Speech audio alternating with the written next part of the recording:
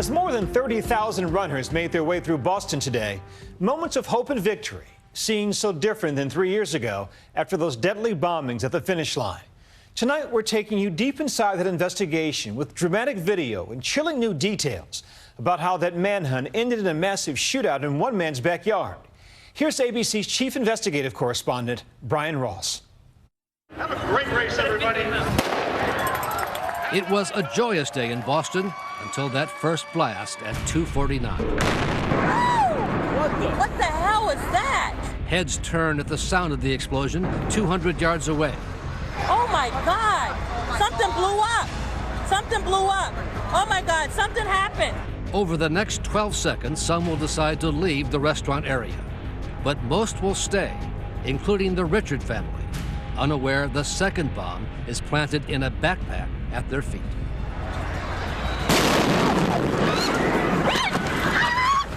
Among the dead, 8-year-old Martin Richard. I have a victim here with shrapnel in the leg.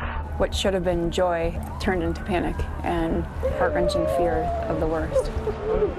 I seen the fear in people's face. I seen people crying. I seen people leaving that scene very much terrorized. I could see it in their face. It was the beginning of 5 days of terror.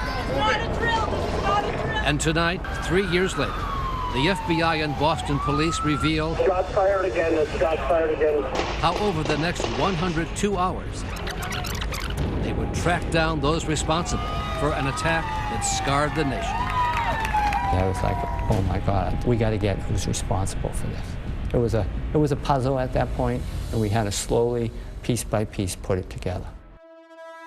The most important piece of the puzzle would come from what's called the CART Lab at the Boston FBI headquarters, where agents collected surveillance video from along the race route.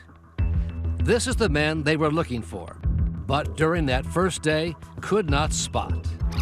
Reverse, slow down, zoom in, play again, no luck. He was hidden in plain sight. We couldn't see anything that stuck out. Only after a spectator sent in this photo on day 2 did it all come together, when agents were able to see the backpack that held the bomb. Right there. That's the first time you saw that? That's the first time we saw that bag. We said that's got to be the bomb. And then we start to look around that location, around the bag, of who could have been responsible or who that bag belonged to. The man in the white hat. That was the aha moment. So now, the FBI team sent out to backtrack the bomber in the white hat. And we play the tape backwards to make sure we see where he comes from. Going backwards, picked up by the cameras at Walgreens. And we can see him coming from here.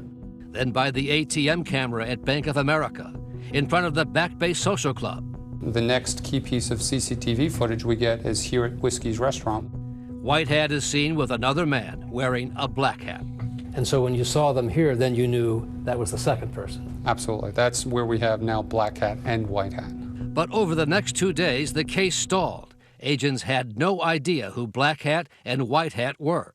Good afternoon. My name is Until day 4, when the FBI made the fateful decision to go public with the surveillance photos, and the bombers rushed to strike again. Oh my goodness. Heading up. All units, respond. Data. Officer down. Officer down. All units. We hear a radio call that there's an officer down, and it turns out it's Officer Sean Collier at MIT. The two Tsarnaev brothers, Tamerlan and Johar, seen in this MIT surveillance video, had approached Officer Collier's parked squad car. They assassinated Officer Collier in hopes of getting his gun. After failing to get his gun, they run away, carjacking a vehicle and driving towards the suburb of Watertown. Okay, now the vehicle's moving now, units. Okay, they're pinging the vehicle. It's 89 Dexter Ave. It's the vehicle that's being pinged. Watertown police units moved in towards Dexter. I come around the corner and the bad guy's out, arms fully stretched out. Reported shots fired at officers trying to stop the vehicle. So I stood here, I said, all right, this is what I'm gonna do. I jumped up, threw it in drive, and I just jumped down right here and I was following it. The car's moving? Car's moving and I'm following it like this and just shooting right in between here using the door as cover. I emptied my pistol at him. And in the meantime, his pistol ran out of ammunition. Got frustrated, threw the gun, hit me in my left bicep. He turned, he ran down back onto the street, took a left. I chased after him, and I probably left about 4 or 5 feet in the air and came down on the shoulders and tackled him. He had 8 bullets in him, and he was still fighting us. The only I had was my empty gun, and I pistol whipped him. I was trying to knock him out. I hit him as hard as I could, 10, 12 times. Couldn't knock him out. The younger Tsarnaev, now back in the stolen car, runs over his brother, just missing the officers. All officers responding. We have one body pinned down, and we have another one on the run, shots fired. All we saw was taillights at that point. With the younger terrorist on the loose, the entire city was shut down on day 5. And that applies here in Watertown, where we are right now, and at this point, all of Boston. All of Boston. Everybody off this street right now, let's go!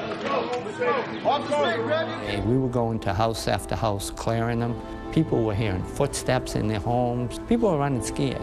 But after a long day, the lockdown was called off, and Boston police officers were about to head home until this. 911, what's the address of your emergency? 67 Franklin, Watertown. The home of 66-year-old David Henneberry. The 911 call is being heard here for the first time tonight. I have a boat in my yard. There's blood all over the inside. There's a person in the boat. Are you sure? I just looked in the boat. Hello? Yeah. Can you look at the boat without making yourself noticeable? I can look at it right now. Okay. I'm outside. Go back inside. I can hear the... Don't put yourself in harm's way. Stay away from the boat. I'm not going near the boat. I'm absolutely not going near the boat. And we were literally the first ones on that boat. I mean, I went on the air and said, we're already here. What's the grind? Clear the air. I'm in the rear of the yard. I got eyes on the boat. We got to get on. Somebody's poking holes in the roof of the boat. My worry was, it looked like he was poking with a gun. On their own, hundreds of agents and police responded to the scene, guns drawn.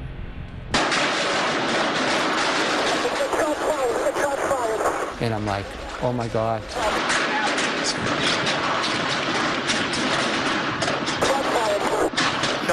Shots fired, we have that. More than 250 shots into the boat itself, and dozens more into surrounding homes. This one missed a child's bed. Other rounds smashed into walls, vases, furniture at the homes of neighbors. Hold fire, hold fire. You know, I knew we had to stop that firing right away, and right away, I'm yelling on my radio, and I'm yelling to my guys, and they're yelling, hold fire. Hold your fire, hold your fire. Hold fire, hold fire. Only later did police learn that the man in the boat did not have a gun. Who fired that first shot? We still don't know. I can honestly say none of the Boston guys ever fired. I had good control over my guys at the scene. Evans and his men finally surrounded the boat, waiting for an FBI hostage rescue team to take over. We threw flashbangs into the boat, smoke grenades, and then eventually they negotiated. We have movement in the boat. He just sat up. He's moving, flailing about, quite a bit of movement. They were able to talk him, to get him to sit up on the boat. The suspect in custody. And then he was taken into custody, and 100%, that's our guy.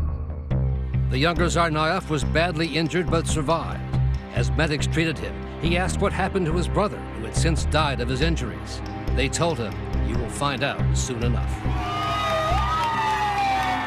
Job well done. It was the best feeling I've ever had to be out there and to actually see people clapping for police was, you know, something that I've never seen. Our thanks to Brian Ross for that report. The full episodes of 5 Days, The Hunt for the Boston Marathon Bombers, will be released daily across ABC News digital platforms.